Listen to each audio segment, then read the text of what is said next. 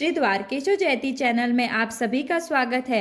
कार्तिक मास कथा का 13वां अध्याय। श्री गणेशाय नमः। नारद जी बोले, दैत्यों के तीक्ष्ण प्रहारों से व्याकुल देवता इधर उधर भागने लगे। अब इंद्र आदि को इस प्रकार भयभीत देकर गरुड़ पर चढ़े भगवान युद्ध में आगे बढ़े। उन्होंने अपना षाडंग नामक धनुष उठाकर बड़े जोर से टंकोर किया। त्रिलोकी शब्दित हो गई। पल मात्र में ही भगवान विष्णु ने हजारों दैत्यों के सिर काट गिराए। यह देखकर जलंधर के क्रोध की सीमा न रही। फिर तो भगवान विष्णु और जलंधर का महान संग्राम हुआ।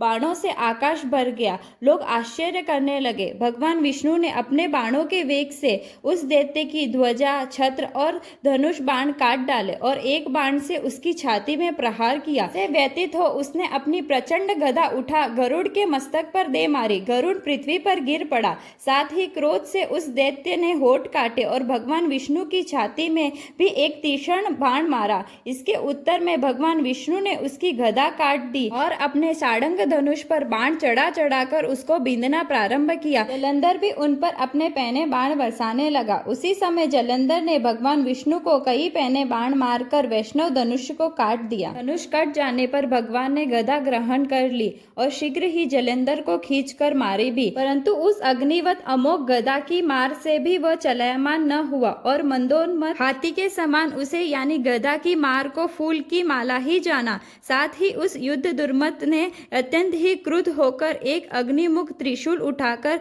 विष्णु पर छोड़ दिया। भगवान विष्णु ने शिव के चरणों का स्मरण कर नंदक नामक त्रिशूल से उसके त्रिशूल को छेद दिया। जलंधर ने झटक कर भगवान विष्णु की छाती में एक मुष्टिक मारा। उसके उत्तर में भगवान विष्णु ने भी उसकी छाती में अपनी मुष्टिका का प्रहार किया। फिर दोनों घुटने टेक कर बाहों और मुष्टिकों के बाहु युद्ध करने लगे। इतनी ही देर तक भगवान विष्णु उसके साथ युद्ध करते रहे। वह कुछ श्रमित से हो गए। तब सर्वश्रेष्ठ मायावी भगवान उस दैत्यराज से मेघवाणी में बोले, हे रण दुर्मम दैत्य श्रेष्ठ, तू धन्य है जो इस महायुद्ध में इतने बड़े बड़े आयुधों से भी भयभीत न हुआ। तेरे इस युद्ध में मैं बड़ा प्रसन्न हूँ। तू जो चाहे मांग, मैं अधेय वस्तु भी आज तुझको दे दूंगा। मायावी भगवान विष्णु की ऐसी वाणी सुन कर जलंधर ने कहा, हे भावुक, यदि आप मुझ पर प्रसन्न है तो यह वर दीजिए कि आप मेरी बहन के साथ तथा अपने सारे कुटुंबियों सहित मेरे घर पर निवास करेंगे। जी कहते हैं, उसके ऐसे वचन सुनकर भगवान विष्णु को खेद तो हुआ, किंतु उसी क्षण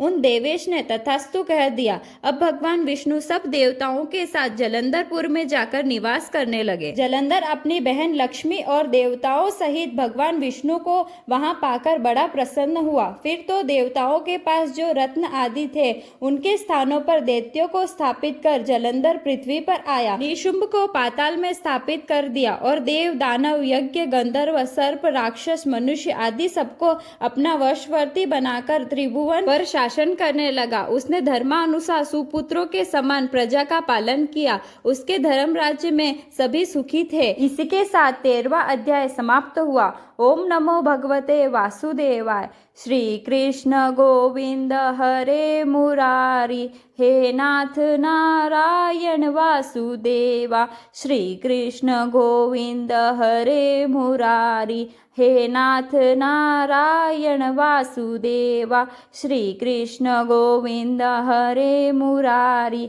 हे नाथ नारायण वासुदेवा। बोल कृष्ण कन्हैया लाल की जय। बोल मोर मुकुट बंसी वाले की जय। राधा रानी सरकार की जय। तुलसी महारानी की जय। जय श्री कृष्णा।